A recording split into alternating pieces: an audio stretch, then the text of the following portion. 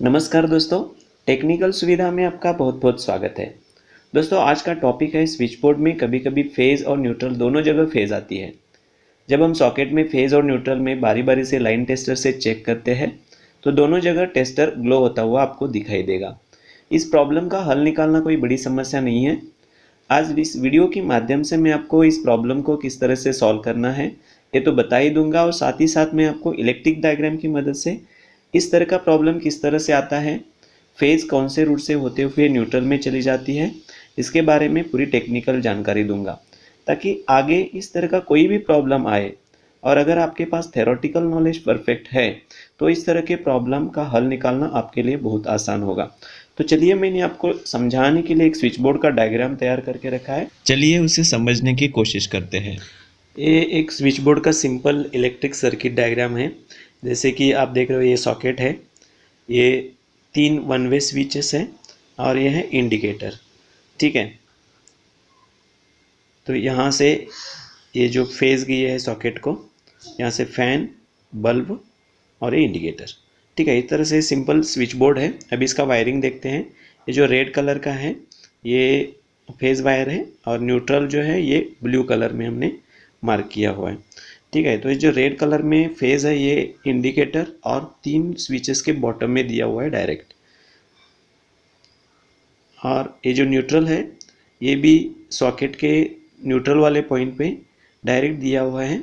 उसके बाद एक बल्ब के एक एंड को दिया हुआ है, और जो तीसरा जो है न्यूट्रल ये इंडिकेटर के दूसरे वाले पॉइंट पे दिया है।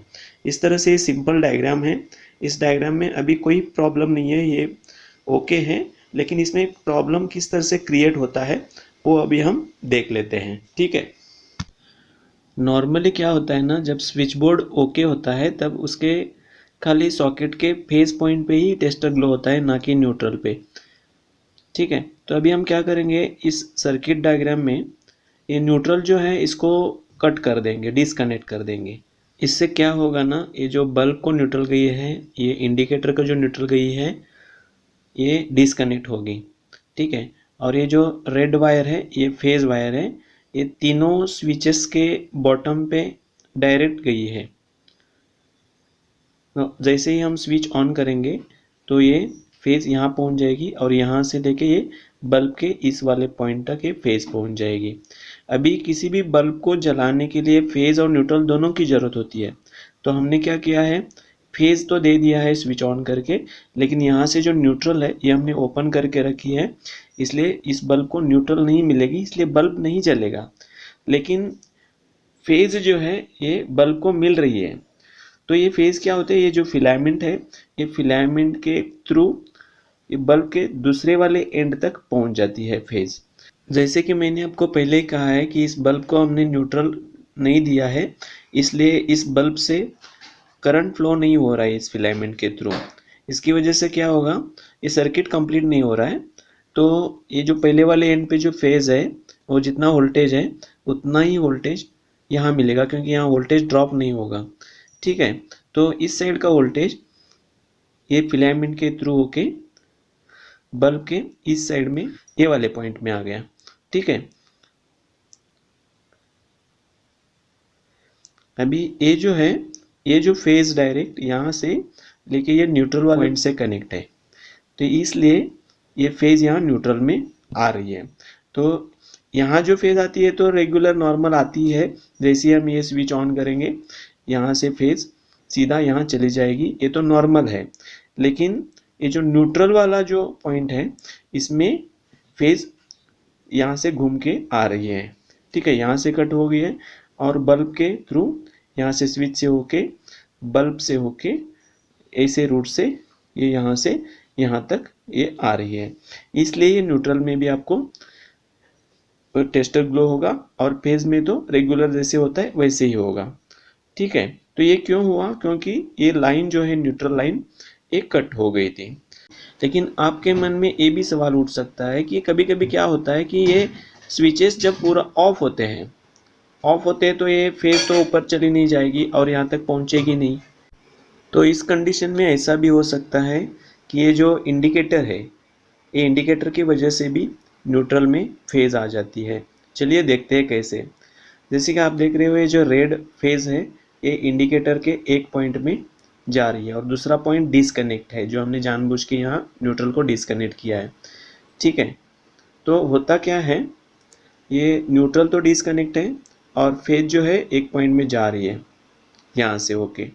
ठीक है, तो जैसे ही फेज ये इसके फिलामेंट में जाएगी लैंप के, तो वो दूसरे एंड तक पहुँच जाएगी फेज, और दूसरा एंड तो ओपन है इसलिए वहाँ वोल्टेज भी सेम रहेगा और वही फेज इस रूट से लेके ये रूट से वापस इस न्यूट्रल में आ जाएगी।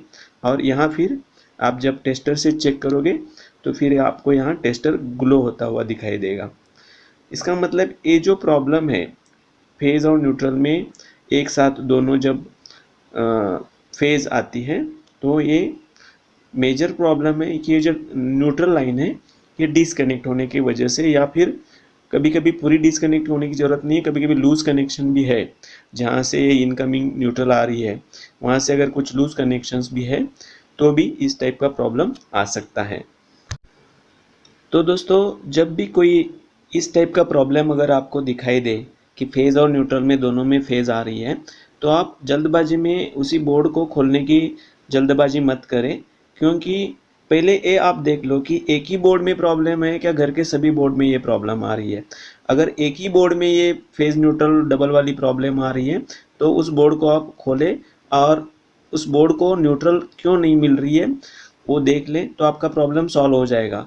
लेकिन अगर घर के सभी स्विच बोर्ड में ये प्रॉब्लम है तो आपको बोर्ड खोलने की ज़रूरत नहीं है, क्योंकि ये जो मेन इनकमिंग न्यूट्रल लाइन है वो एक तो MCB से डिस्कनेक्ट हो सकती है, या फिर एनर्जी मीटर से भी न्यूट्रल कट हो सकती है, या फिर जो सर्विस वायर है जो एनर्जी मीटर तक आती है बाहर से उसमें भी न्यूट्रल कट होने की संभावना होती है।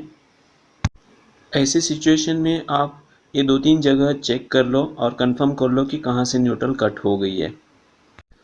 अगर न्यूट्रल वायर MCB या फिर एनर्जी मीटर या फिर सर्विस वायर से कट हो गई है तो आपको घर के स्विच बोर्ड्स खोलने की ज़रूरत नहीं है, आपका प्रॉब्लम बाहर का बाहर ही सॉल्व हो जाएगा। तो दोस्तों ये सर्किट डायग्राम बनाने का मेरा मकसद यही था कि बहुत सारे नए इलेक्ट्रिशियंस हैं उनको पता होता है कि ये प्रॉब्लम एक न्यूट्रल डिस्कनेक्ट होने की वजह से होता है, लेकिन मेरा मकसद यही था कि किस तरह से ये जो फेज लाइन है ये न्यूट्रल के अंदर किस तरह से घुस जाती है ये समझा देना मेरा मकसद था। तो दोस्तों उम्मीद करता हूँ कि इस वीडियो के माध्यम से आपको कुछ अच्छी जानकारी ज़रूर मिली होगी। इस तरह के महत्वपूर्ण वीडियो आपके लिए मैं आगे भी लाता रहूँगा। अगर आप मेरे चैनल पे नए हो तो चैनल को सब्सक्राइब ज़रूर कीजिए, बेल आइकॉन को भी दबा दीजिए ताकि आगे आने वाले सब इम्पोर्टेंट वीडियोज़ की नोटिफिकेशंस आप तक मिलती रहेगी। तो दोस्तों वापस मिलते हैं ऐसे ही महत्वपूर्ण वीडियो के साथ। आपका दिन शुभ हो। धन्यवाद।